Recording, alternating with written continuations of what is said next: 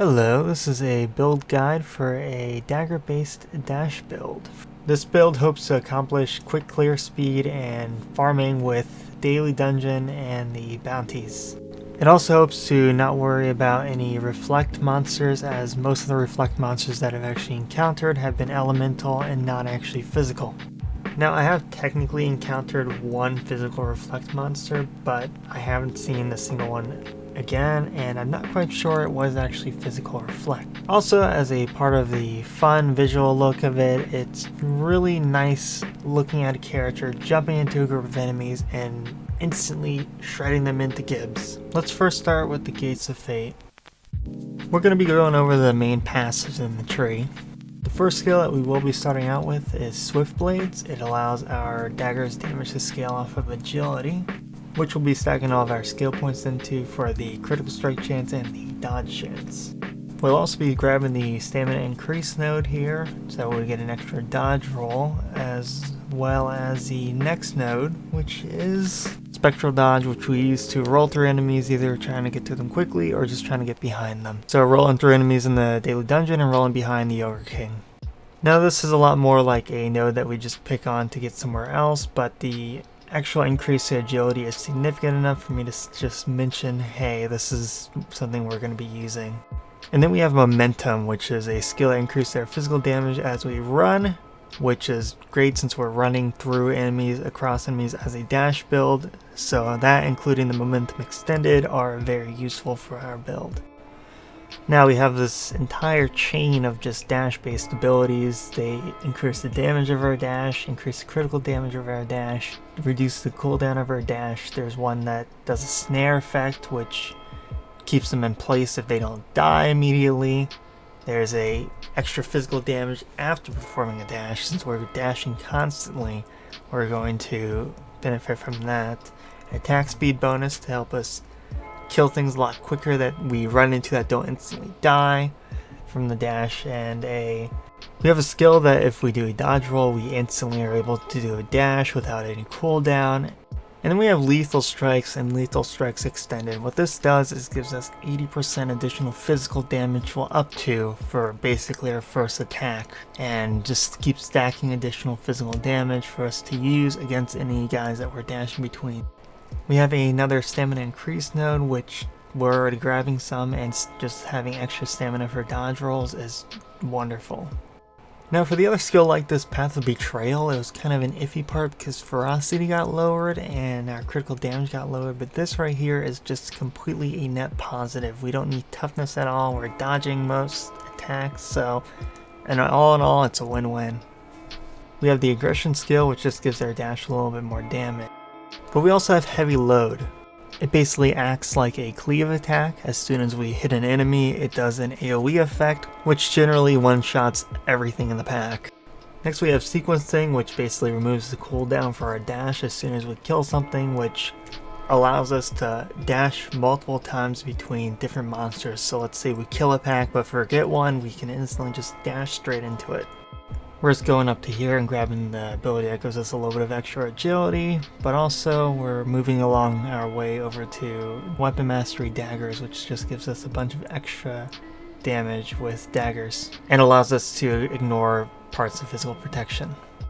Now for the Legionary tree, we're not really using too much of it. We're literally just going up the entire point of it just to get to these two nodes. One is Weapon Expertise Daggers, which gives us additional damage with all of our daggers. And then we have another node right next to it, which is Weapon Expertise Light, which allows us to get 10% extra damage for dual wielding. Everything else in the tree have either been minor bonuses or just things I needed to pick to move along to the next part of the tree. While their bonuses might be kind of important, they're not really as important enough to mention as needed 100% in this build. Alright, now for the stat points. You're going to primarily want to pour it all into agility. You could pour some into ferocity, however, the actual critical damage bonus that you get from it would be very minimum. And I'd feel like the build would benefit a lot more from the actual raw damage percentage that you'd get from pouring directly into agility. Now let's actually get into the gear portion of it. We'll take a look at the type of weapons you want to start with, which are obviously obviously daggers. Now in terms of the actual things that you're going to hope to get rolled on these daggers, you're going to be looking for physical damage increase, critical damage raw, not percentage, sockets so you can put copperstone gems into, and even agility. Templar daggers are probably going to be your base for this. As with every build, Templar weapons seem to be the go-to weapon. Now your go-to armor is probably going to be anything that's Thief, Marauder, or Bandit armor. I've had a few issues where the only armor I could get that actually had the rolls I wanted happened to be caster gear, but as long as it's light armor, it'll work well with the actual skills that we've picked. Now for all the armor, you're going to be looking for increases in agility. You're also going to be looking for sockets to put barrel gems in.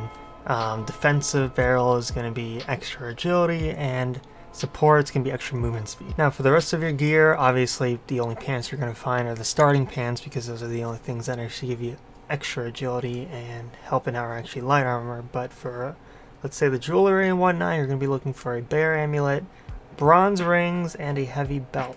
The stats that you'll be looking for on the jewelry would be plus percentage on attributes, plus to agility, physical damage increase, percentage for your rings even, and of course critical damage. So we don't have that high ferocity, so any amount of plus critical damage helps us greatly in terms of the damage department. So stat wise across all your gear, you're looking for high agility rolls, plus percentage to all attributes for your jewelry, percentage plus to physical damage, and raw critical damage.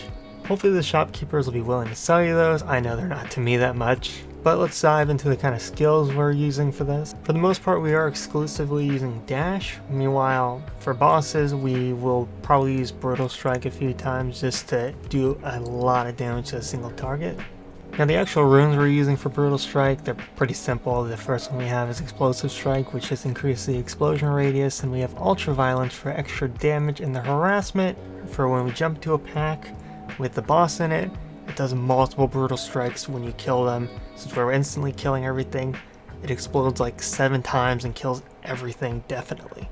Now the other skill we use is Wolcen, which isn't really meant much for damage, but the first rune that we have is Cyclone, which allows us to hit enemies faster, and the second rune, which is really the reason we use this skill, is the increased movement speed you get while hitting. I notice when you hit something with it, the movement speed buff continues along for a little while, so you can easily roll in through a pack, move on to the next one, continue with that movement speed boost, and just keep going. And this is mostly just useful for the daily dungeon and trying to get the top time there.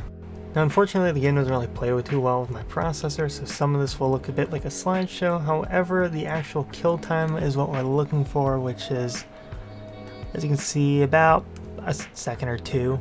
And I'm sure we could easily put down the kill time if we stack a bit more damage and plan exactly where he is and stand on top of him before killing him. However, this build was mostly just made to farm the daily dungeon or other bounty dungeons for loot. Now to wrap up this video, I'm just going to let it trail on with a bit of extra gameplay and sort of how it works in these dungeons. So thanks for giving this a look, try it out, see how I could probably improve it a little bit maybe, and yeah, I have links to various other things in my description of this video, so thank you so much for watching.